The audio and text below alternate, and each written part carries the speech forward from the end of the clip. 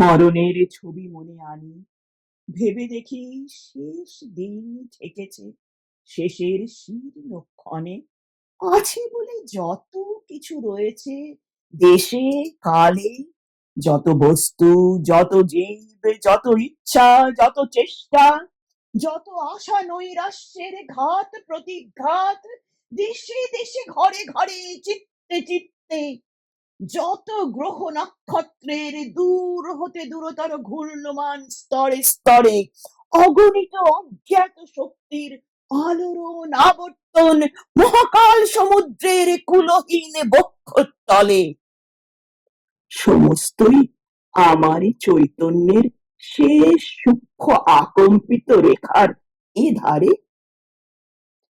এক পা তখনও আছে সেই প্রান্তসীমায়, অন্য পা আমার বাড়িয়েছি রেখার ওধারে।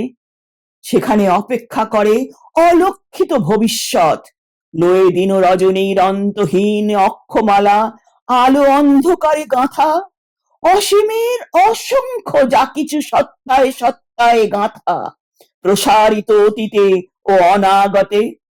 নিবিড় সে সমস্তের মাঝে অকস্মাৎ আমি নেই।